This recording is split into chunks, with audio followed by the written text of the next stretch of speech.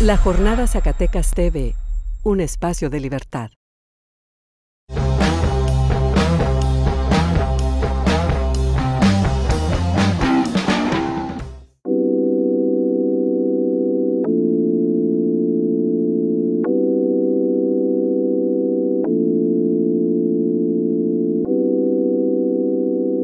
Hola, ¿qué tal? Bienvenidos a Acentos. En esta ocasión nos encontramos en Jerez, Zacatecas, en la Casa Museo del poeta Ramón López Velarde.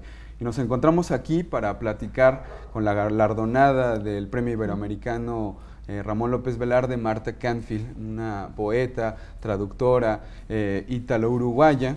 Sí. Que gana, justo, repito, en esta edición 2015 el Premio Iberoamericano. Muchísimas gracias, Marta, por estar aquí con nosotros. No, gracias a ustedes, por supuesto.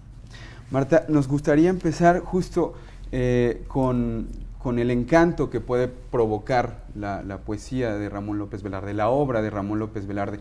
Fuera de cámaras, digamos, mencionaba una anécdota que no sé si conocías, que era de que Borges había leído en la revista esta de Maestro, La Suave Patria, y le había encantado, se la había memorizado, y entonces le conmueve tanto que no la deja nunca, pues, ¿no?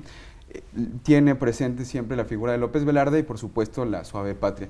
Entonces, ¿por qué o cuál es el encanto que guarda la obra de Ramón López Velarde? ¿Qué es ese encanto? Pues la anécdota de Borges es bastante significativa, interesante, porque en primer lugar él en general no leía autores contemporáneos. De pronto, claro, a López Velarde lo consideraba casi del pasado, porque más o menos coincidieron un periodo de vida, pero creo que la fascinación que pudo despertar en Borges era precisamente la evocación de una provincia desaparecida en la que él mismo podía ver de pronto una ciudad que él mismo ya no veía, que era Buenos Aires. Pero creo que en general se puede decir que la poesía de López Velarde fascina porque, tal vez por dos cosas, diría muy simplemente. Una, porque no es fácil entenderla. La poesía de López Velarde tiene momentos en que es muy desconcertante, es muy oscura, es muy imprevisible. Entonces el lector queda desconcertado, sorprendido y naturalmente fascinado, porque eso crea el deseo de volver a leer. Entonces uno vuelve a leer y de pronto interpreta cosas nuevas. O sea, es una poesía que permanece siempre abierta. Como decía nuestro Humberto Eco, ¿no? El libro abierto, López Velarde, sin duda es abierto a interpretaciones que se pueden renovar en el tiempo. Y naturalmente esto es, por lo que digo, la parte más, la parte musical, la parte enigmática de su poesía.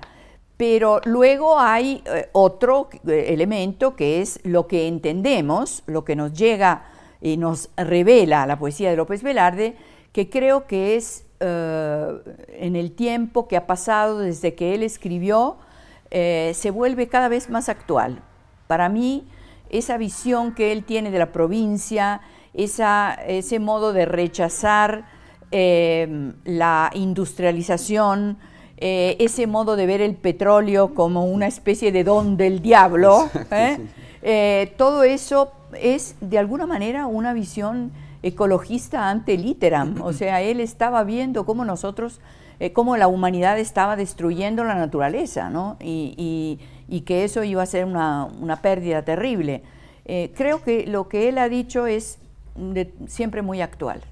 Eso justo también quería preguntarte, ya lo estás abordando, pero estas revelaciones pues, que puede tener la obra de Ramón López Velarde, hay, sí, como dices, un conflicto entre la ciudad y el pueblo, la patria chica, que más bien sería la matria chica. Sí, exacto. Que es la madre, como lo mencionabas en tu sí. conferencia el día de ayer.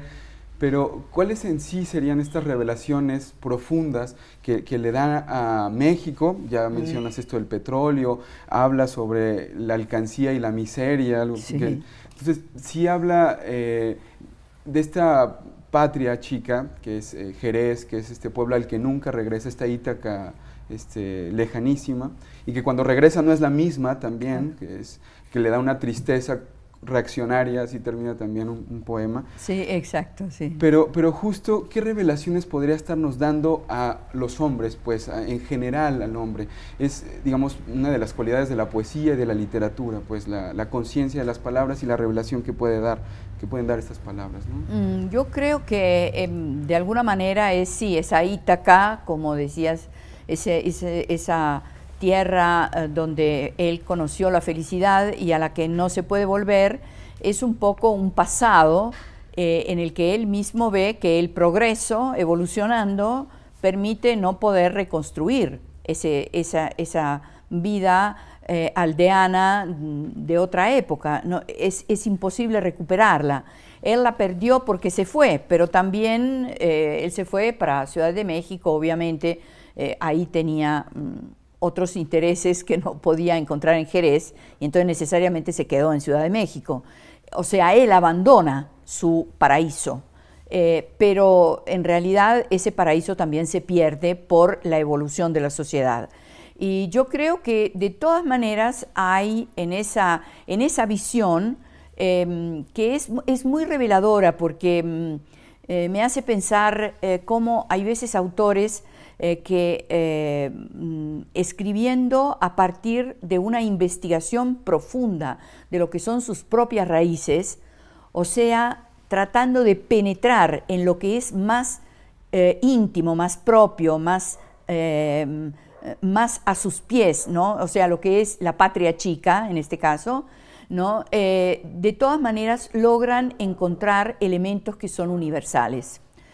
Yo me he quedado muy sorprendida ahora saliendo del tema López Velarde, pero de todas maneras estamos en sintonía.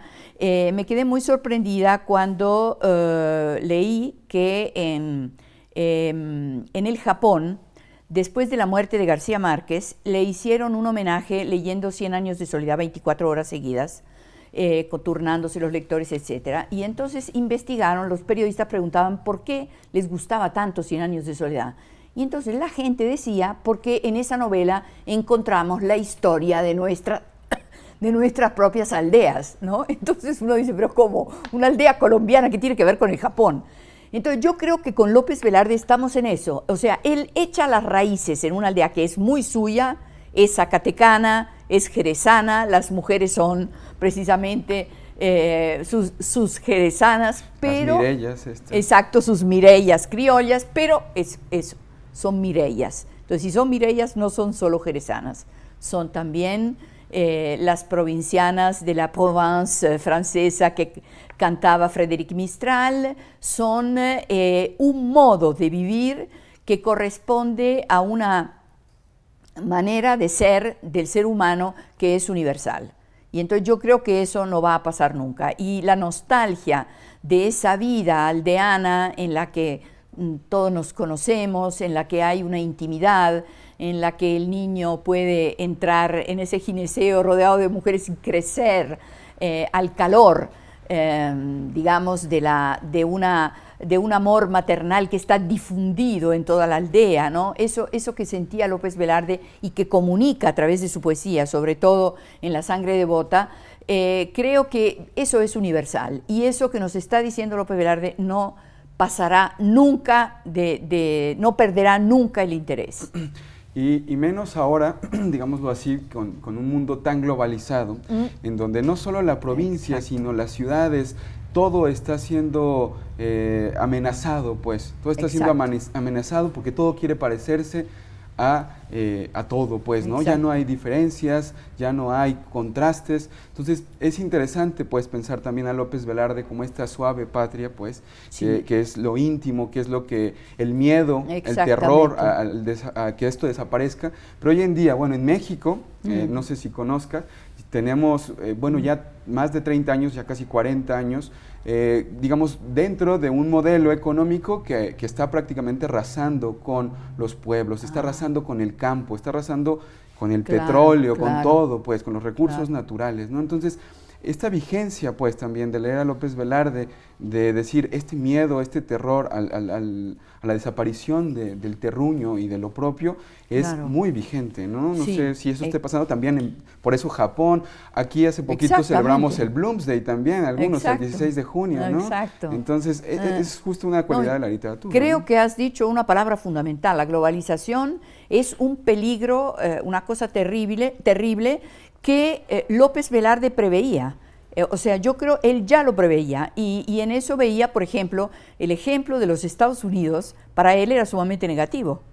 ¿Y por qué era sumamente negativo? Porque veía eso, ¿no? O sea, es decir, cómo se iba a perder la propia identidad para uniformarse, ¿no?, con algo en lo cual ya las identidades no existen, ¿no? La individualidad no existe. Entonces él lo veía eso como un gran peligro. Y creo que esa es otra de las visiones que él tuvo muy agudas, muy profundas. Marta, algo también interesante. El poeta, digamos, se apropia de la voz del pueblo, termina siendo por y para el pueblo. Sí. Pero, ¿cómo desmitificar, cómo quitarlo de las esculturas, de los museos, del nombre de las escuelas? ¿Cómo bajar, digamos, esa solemnidad que claro que la merece, por supuesto, claro. Pero para que esa voz, para que esas revelaciones que nos está dando López Velarde se masifiquen y sean por y para la gente, no para el pueblo, ¿no? Creo que es realmente algo muy difícil, porque efectivamente se crea una distancia entre el personaje que se vuelve mito y entonces se aleja del contacto directo, ¿no?, con el lector común. Sin embargo, creo que favorecer la lectura de él puede ayudar a que no se pierda ese contacto directo. La única solución es leerlo. Sí, sin duda. Sí. Marta, tenemos que ir cerrando y me gustaría muchísimo, ya lo hemos platicado un poquito fuera del aire, lo dabas tú a conocer en la charla de ayer. Encuentras un dejo de esperanza en la suave patria, en este último poema, antes de morir, publicado pocos días antes de morir. Hay algo de esperanza. Tenía ese miedo del que hablábamos ahorita, tenía ese pavor del que el pueblo desapareciera, pero dice, todavía hay una esperanza ahí, ¿no? Yo creo que él, sí, en el mismo poema, en La suave patria, emergen estas dos líneas, ¿no? Por un lado la esperanza, por otra, entre líneas hay una desazón. Él sentía que había un gran peligro. Pero creo que al final sí, él tenía la esperanza de que esa patria chica, o sea, de que el Estado mexicano pudiera de todas maneras identificarse finalmente con la patria chica, que fuera uno solo, que el Estado mexicano fuera capaz de asumir los valores de la patria chica, y esa era su esperanza. Yo creo que los últimos versos de La suave patria, donde él dice, da simplemente esta solución a la patria, ¿no? Le da la receta. Patria, te doy de tu dicha la clave. Sé siempre igual, fiel a tu espejo diario. Y luego dice, sé igual y fiel, pupilas de abandono, sedienta voz, la trigarante faja en tus pechugas al vapor y un trono a la intemperie cual una sonaja, la carreta alegórica de paja. Son versos bastante enigmáticos, pero a mí me parecen muy reveladores, porque sé igual y fiel. Esta es la receta. No cambies, no te globalices, no te identifiques con modelos que no son los tuyos, y sé igual y fiel a ti misma. Y cuando la describe cómo debe seguir siendo, es esa mujer maravillosa que encarna la matria, pupilas de abandono, sedienta voz, ¿no? O sea, es una voz que expresa la sed, que expresa el deseo y por lo tanto el amor. La trigarante faja obviamente es el símbolo de la bandera mexicana. En tus pechugas al vapor, siempre me llamó la atención esas pechugas. ¿Por qué no pechos? Sí, ¿Por qué no? ¿Por qué? Sí, porque él está asociando la patria no con lo femenino, pero también con lo femenino animal, porque él va a la naturaleza. no son pechos, son pechugas, porque pechugas además rima con lagunas, o sea, tiene que ver con la naturaleza. Para él la patria es la naturaleza, no la industrialización, no los pozos de petróleo. Dice, y un trono a la intemperie, la carreta alegórica de paja. Eso ha sido interpretado muchas veces y yo no estoy mucho de acuerdo con tantas interpretaciones que se han dado, pero me parece simplemente que la carreta alegórica de paja para él es ese monumento en medio de la naturaleza. Es la carreta como trono, porque es carreta, o sea, está vinculada a lo que es, forma parte de la vida normal de un campesino, y es de paja porque está en medio, como digo, de la vida del campesino. Entonces, este es el trono al que él aspira poner su patria, ¿no? Un trono en el que la naturaleza siga triunfando y no esté agobiada por la industrialización. Vaya, pues muchísimas gracias, Marta. Que este mensaje llegue lejos, muy lejos, a todo México, que llegue a las instituciones, que llegue a estos... Esperemos que sí. Hay que seguir defendiendo la naturaleza. Sí, así es. Sí, como nos enseñó nuestro poeta. Muchísimas gracias, Marta, y muchas felicidades por este premio. Muchas Ojalá gracias. Gracias a ustedes. De nuevo por aquí pronto. Muchas gracias. Gracias. Y que viva López Velarde. Que viva. Muchas gracias a ustedes también y nos vemos en la próxima emisión de Acentos.